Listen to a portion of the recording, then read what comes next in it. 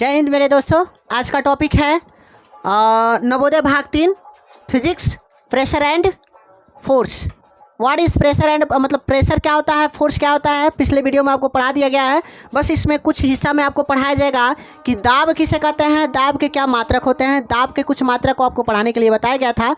तो दाब बराबर क्या होता है, दाब को क्या कहते हैं, दाब जो होता है, दाब बराबर क्या लिख सकते हैं, चला बल बटा क्षेत्रफल, बल बटा क्षेत्रफल। दाब बराबर क्या होता है, बल बटा क्षेत्रफल। अर्थात ये बताइए बल का मात्रक कुछ होता है, अगर इसका मात्रक देखा जाए चला तो इसका मात्रक कुछ होता है कि नहीं होता है, अरे बिल्कुल होता है। अगर हम निकाला हम इसका मात्रक तो क्या निकाल सकते हैं, बल का मात्रक क्या होता है, चला बोलो, बल का कुछ मात्रक होता है, बिल्कुल होता है न्यूटन। क्या होता है, न्यूटन होता है। क्या होता है, न्यूटन।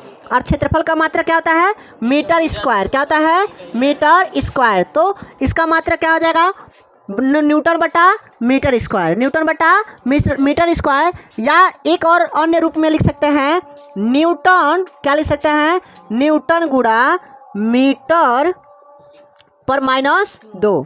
क्या लिख सकते हैं, न्यूटन गुणा मीटर पे -2। या एक और मात्रक लिख सकते हैं, दाब का एक अन्य मात्रक होता है, एक अन्य मात्रक क्या होता है, चला दाब का एक अन्य मात्रक पास्कल होता है। क्या होता है, पास्कल। क्या होता है, पास्कल। अन्य मात्रक दाब का, किसका, दाब, यानी कि दाब बराबर हम क्या लिख सकते हैं, जो दाब का अन्य मात्रक होता है क्या होता है, पास्कल होता है। क्या होता है, पास्कल। क्या होता है, पास्कल होता है। एक पास्कल बराबर कितना होता है, एक पास्कल बराबर क्या होता है, चला तो एक पास्कल बराबर 1 न्यूटन। कितना, 1 न्यूटन गुणा मीटर पे -2, न्यूटन पे माइनस, देख रहे हैं, यानी कि 1 पास्कल बराबर कितना होता है, चला तो 1 पास्कल बराबर 1 न्यूटन गुणा मीटर पे -2 होता है। किसी कोई समस्या नहीं है। 1 पास्कल क्या होता है, चला तो 1 पास्कल बराबर 1 न्यूटन गुणा मीटर पे -2 होता है। ये पास्कल क्या है, तो पास्कल नामक एक वैज्ञानिक थे जिन्होंने दाब को डिफाइंड किया था, दाब के विषय में बताया था। वही जो वैज्ञानिक थे उन्हीं के नाम से क्या आपका पड़ गया, पास्कल पड़ा, नाम पड़ा। क्या पड़ा, पास्कल पड़ा। उनके सम्मान में जो वैज्ञानिक थे उनके सम्मान में क्या नाम रख दिया गया, चला उन्हीं के सम्मान में पास्कल नाम रख दिया गया था। किनके सम्मान में, पास्कल के सम्मान में दाब का अन्य मात्रक क्या रख दिया गया, पास्कल रख दिया। किसी कोई समस्या नहीं है। उसके बाद से देखिए, दाब का कुछ हमारे दैनिक जीवन में कुछ प्रयोग है। जो दाब है हमारे दैनिक जीवन में क्या चलो बहुत ज़्यादा इसका प्रयोग है। देखो, दाब अत्यधिक कब लगता है, जब क्षेत्रफल तुम्हारा क्या हो, छोटा हो।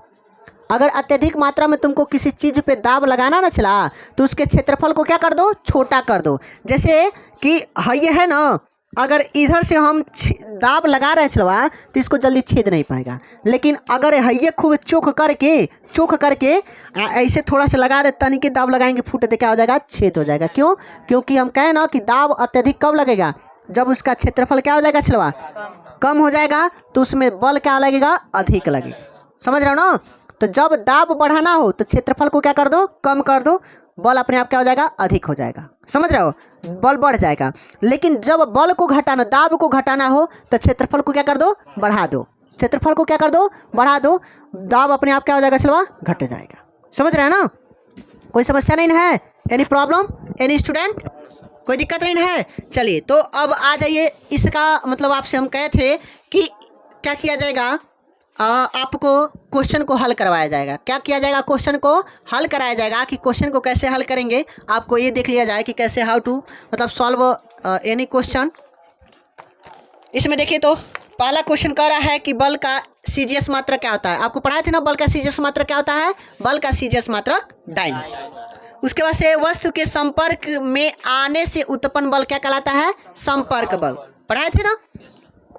यदि किसी वस्तु पर कोई बल न लगे, देख रहे हैं ना, तो वह बल क्या हो सकता है, या तो वह विरामावस्था में होगा या तो गति की अवस्था में रहेगा। यही जड़त्व का नियम है। कौन सा नियम है, जड़त्व का नियम। और न्यूटन के गति विषयक प्रथम नियम है कि जब कोई वस्तु या जब कोई पिंड विरामावस्था में है तो विरामावस्था में ही रहेगा, या गति की अवस्था में है तो गति की अवस्था में ही रहेगा, जब तक कि उस पर कोई बाह्य बल न लगाया जाए। समझ रहे हैं ना।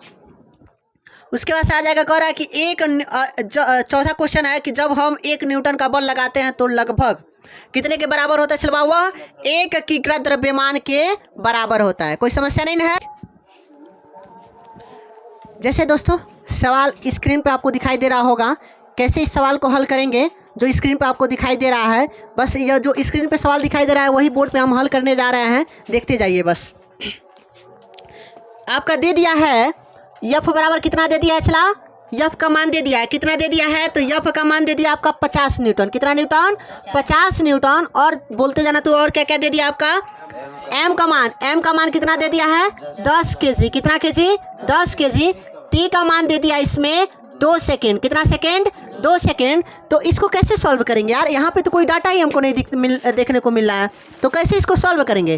तो इसको सॉल्व करने के लिए सबसे आसान है कि सबसे पहले हम जानते हैं, आपको एक सूत्र लिखवाए थे, यफ बराबर यम ए। यफ बराबर क्या बताए थे? तो यफ बराबर क्या लिख सकते हैं? यम ए। तो यफ का मान कितना दे दिया आपका? 50। और ए का मान कितना, यम का मान कितना दे दिया है? 10। तो इससे ए का मान निकाल सकते हैं। ये गुणा के रूप में इधर आएगा तो भाग के रूप में, तो 50 बटे कितना हो जाएगा? 10 बराबर ए। तो 1 0 से 1 0 काट देंगे तो ए बराबर कितना मिलेगा हमको? 5 मीटर प्रति सेकेंड स्क्वायर मिला है। कितना निकल गया है? 5 मीटर प्रति सेकेंड स्क्वायर। अब सबसे बड़ी समस्या है कि सर ई कैसे जाने हैं कि आप यही का मान निकालेंगे? हम जाने नहीं हैं, जो डाटा दिया है उसको उसी के हिसाब से क्या कर दिए हैं? भर दिए हैं। क्योंकि हम जानते हैं कि यफ बराबर क्या होता है? यम में। यफ बराबर क्या होता है? यम में। चूँकि यफ का मान दे दिया, यम का मान दे दिया, ए का मान नहीं दिया है। और हमको उसमें क्या ज्ञात करना है? क्या ज्ञात करना है? वेग ज्ञात करना है। क्या ज्ञात करना है? वेग ज्ञात करना है। तो वेग को ज्ञात करने से पहले हमको उसमें एक्सेलरेशन याद रखना चाहिए। ये आपका क्या है? त्वरण है, जिसको इंग्लिश में एक्सेलरेशन कहते हैं। इसको कहते हैं वेग परिवर्तन के समय दर को क्या कहते हैं? त्वरण कहते हैं। वेग परिवर्तन के समय दर को त्वरण कहते हैं। तो ए का मान कितना दे दिया है? 5 मीटर प्रति सेकेंड स्क्वायर। अब एक बात बताइए चला, वह जो पिंडवा है चल रहा है तो हमको ये नहीं पता कितना वेग से चल रहा है, तो प्रारंभिक वेग नहीं मालूम है, तो प्रारंभिक वेग को क्या मान लो? 0। तो यू बराबर कितना हो गया? 0। भी बराबर पूछ रहा है, टी बराबर आपका दे ही दिया है 2 सेकेंड, देख रहे हैं ना? उसके बाद से ए का मान कितना दे दिया आपका? 5 मीटर प्रति सेकेंड स्क्वायर। मान भरिए। गति का प्रथम समीकरण भी बराबर यू प्लस ए टी। भी बराबर यू प्लस ए टी।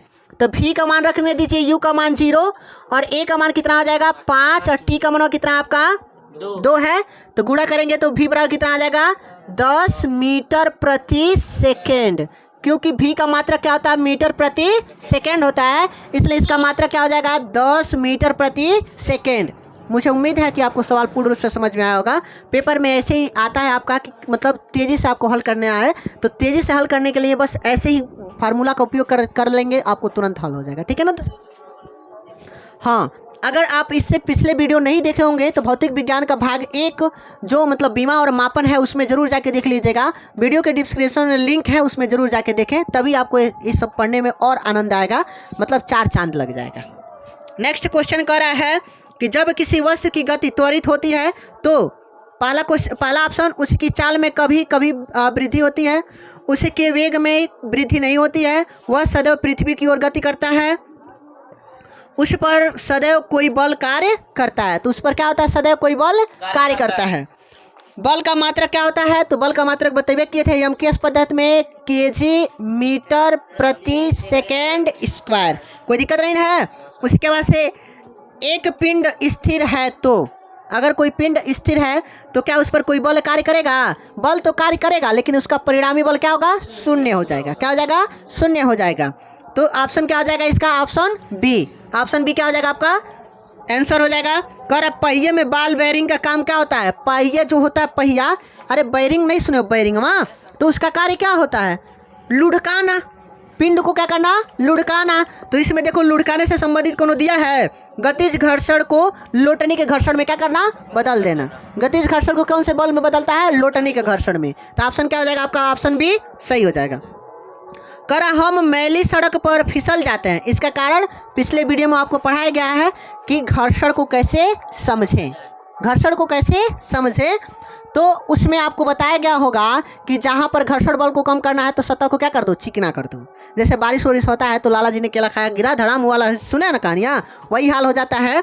तो इसमें ये ऑप्शन क्या हो जाएगा कि घर्षण बल की क्या होती है, कमी हो जाती है, यही सतह चिकनी होने के कारण। समझ रहे हैं, वहाँ पे जाने पे मजा आ ही जाता है। देखते ही हैं, करा प्रति एकांक क्षेत्रफल पर लगने वाले प्रणोद को क्या कहते हैं, प्रति एकांक क्षेत्रफल पर लगने वाले प्रणोद को क्या कहते हैं, दाब। क्या कहते हैं, दाब।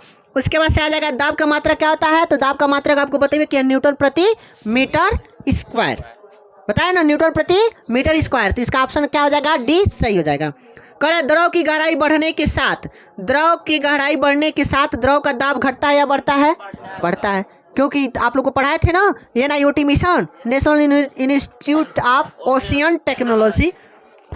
अगर आप नहीं पढ़े हो तो वीडियो के डिस्क्रिप्शन में लिंक है, ज़रूर जाके पढ़ें कि क्या होता है NIOT मिशन।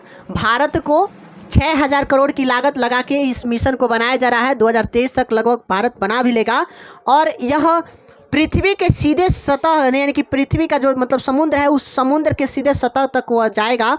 सबमरीन हमारा चला जाता, लेकिन सबमरीन जो समुद्र है ना चलवा, इसके प्रेशर के जो जल है उसके प्रेशर को झेल नहीं पाएगा।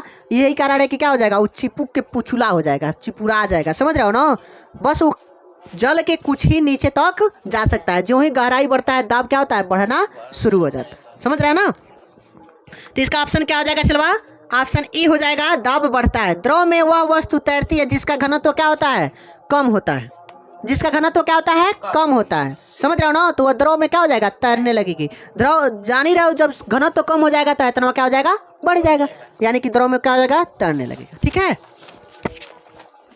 तो इसका ऑप्शन क्या हो जाएगा, ऑप्शन ए सही हो जाएगा। कह रहा है उत्क्षेप होता है। उत्क्षेप किसे कहते हैं, आप लोग को पीछे पढ़ाए भी हैं। उत्क्षेप किसे कहते हैं, तो मतलब जल का वह विशेष गुण जिसके वजह से किसी पिंड पर वह एक बल कार्य लगाकर पिंड को क्या करता है, ऊपर सतह की ओर भेजता है। तो बल के इस विशेष गुण को क्या कहते हैं, उत्क्षेप कहते हैं। क्या कहते हैं, उत्क्षेप कहते हैं। तो उत्क्षेप कह रहा है कि उत्क्षेप होता है द्रव द्वारा वस्तु पर ऊपर की ओर लगाया गया बल। बताया ना, वो वस्तु क्या करता है, ऊपर की ओर लगाया गया क्या करता है, एक बल लगाता है, उसी बल को क्या कहते हैं, उत्क्षेप कहते हैं। किसी कोई समस्या, तो ऑप्शन इसका क्या हो जाएगा, ऑप्शन ए सही हो जाएगा। करा एकांक आयतन के द्रव्यमान को कहते हैं। एकांक आयतन के द्रव्यमान को क्या कहा जाता है, घनत्व कहा जाता है। क्या कहा जाता है, घनत्व कहा जाता है। फिलहाल आज इतना ही, मिलता है नेक्स्ट वीडियो में। दोस्तों अगर वीडियो पसंद आया तो प्लीज़ वीडियो को लाइक करें, चैनल पर नए हैं तो चैनल को सब्सक्राइब करें और बेल आइकन को ऑल पे प्रेस करें। दूसरा बात, अपने दोस्तों के साथ शेयर करना ना भूलें। मिलते हैं नेक्स्ट वीडियो में। तब तक के लिए जय हिंद।